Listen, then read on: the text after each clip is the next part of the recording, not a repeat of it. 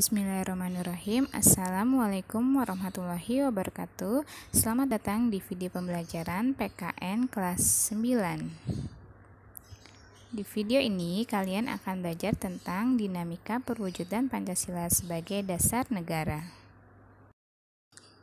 Penerapan Pancasila dari masa ke masa dibagi menjadi 5 masa.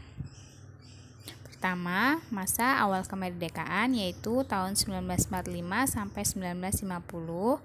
Kedua, masa 1950 sampai 1959. Ketiga, masa Orde Lama yaitu tahun 1959 sampai 1966. Yang keempat, masa Orde Baru tahun 1966 sampai 1998.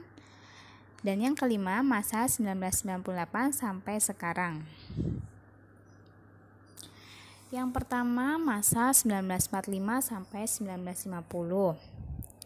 Pada masa ini merupakan awal kemerdekaan, di mana Indonesia mendapat banyak tantangan dari berbagai pihak dalam penerapan Pancasila. Salah satunya Belanda yang masih ingin mempertahankan atau menguasai Indonesia dan melaksanakan agresi militer. Nah, pada masa ini terjadi beberapa pemberontakan, antara lain pemberontakan PKI, DITII, APRA, Andi Asis, dan pemberontakan RMS. Yang pertama, pemberontakan PKI.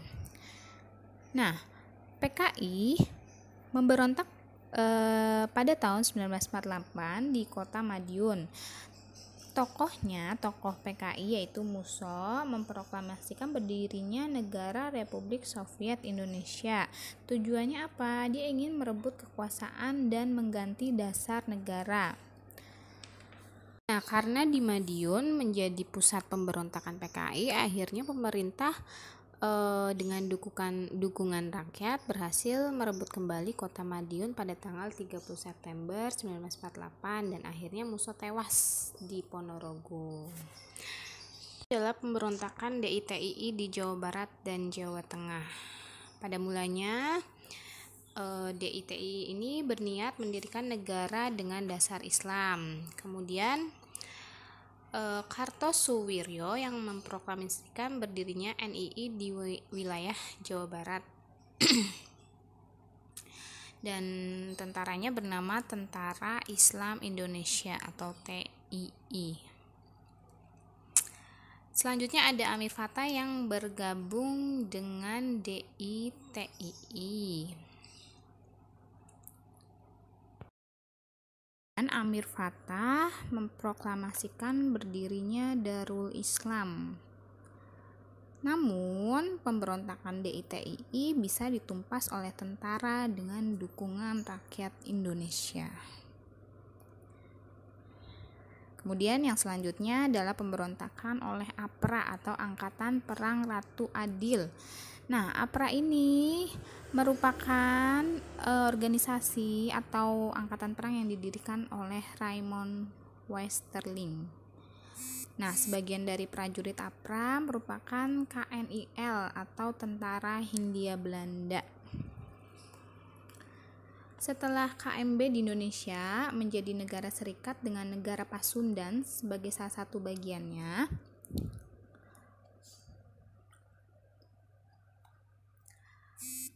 tujuan APRA ini ingin mempertahankan bentuk negara Pasundan dan ingin mempertahankan adanya tentara sendiri.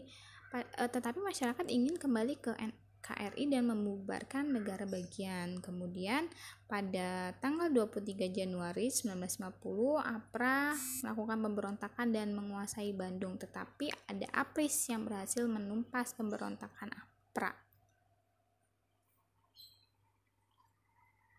Dan Westerling melarikan diri ke luar negeri. Selanjutnya ada pemberontakan RMS atau Republik Maluku Selatan. Nah, RMS ini dipimpin oleh Dr. Soemukil, mantan Jaksa Agung di NTT ya, Nusa Tenggara Timur. Nah, gerakan separatis ini menolak integrasi dan ingin membentuk negara sendiri. Separatis itu ingin terlepas dari negara dan membentuk negara sendiri. Awalnya sih pemerintah bersifat lunak dan ingin merundingkan secara damai, tetapi ditolak oleh RMS. Akhirnya pemerintah mengirim ekspedisi militer ke Maluku. Selanjutnya masa 1945 sampai 1950. Oh, ini masih pembahasan yang tadi ya. Jadi pada masa ini itu bentuk negara kesatuan itu bentuknya negara serikat, menjadi negara serikat ya, yang sebelumnya negara kesatuan menjadi negara serikat. Dan dari hasil KMB, Indonesia dibagi menjadi 7 negara bagian dengan 9 daerah otonom. Negara bagiannya itu meliputi Republik Indonesia, terus tadi ada negara Pasundan, negara Sumatera Timur, dan lain-lain ya. Dan presidennya siapa? Soekarno. Dengan Perdana Menteri Muhammad Hatta. Pada tanggal 15 Agustus, Soekarno mengumumkan piagam pernyataan terbentuknya negara kesatuan. Jadi kembali lagi menjadi negara kesatuan dan menandatangani UUD-S 1950. UUD sementara. Tuh. Selanjutnya masa 1950 sampai 1959. Pada masa ini, setelah RIS bubar ya, Republik Indonesia Serikat bubar, Indonesia menggunakan UUD-S 1950 sebagai konstitusi dengan sistem pemerintahannya parlementer, yaitu presiden sebagai kepala negara dan menjadi bagian dari pemerintah, sedangkan tanggung jawab pemerintah berada di Perdana Menteri.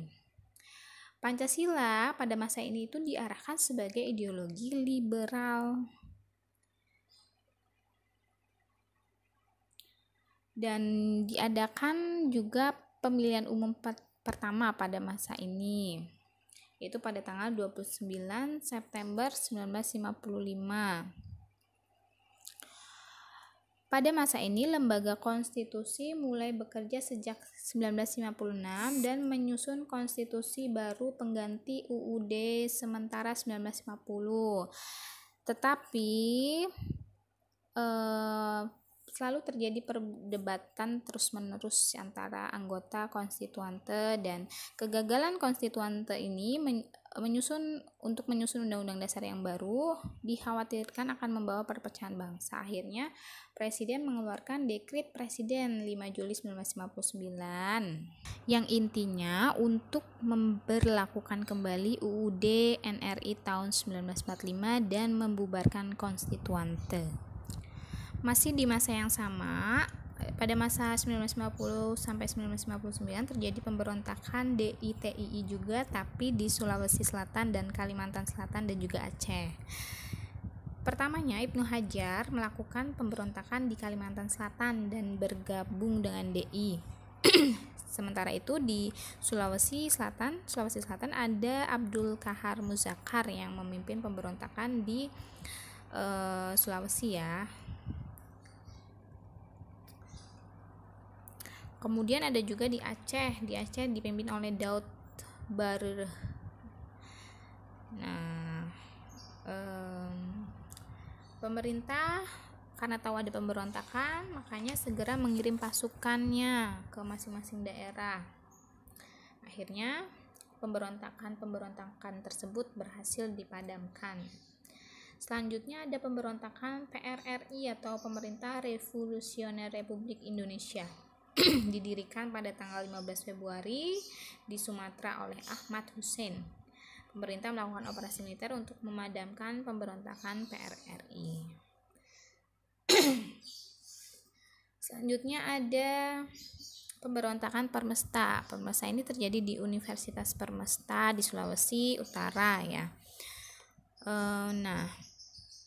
Mayor Dejus Somba ini menyatakan Permesta ini mendukung PRRI. Kemudian sejak tanggal 17 Februari Permesta memutus hubungan dengan pemerintah. Akhirnya pemerintah melakukan operasi militer untuk menumpas pemberontakan ini. Demikian video pembelajaran hari ini, semoga dapat dipahami dengan baik dan dapat menjadi sumber belajar di rumah. Sekian dari ini, wassalamualaikum warahmatullahi wabarakatuh.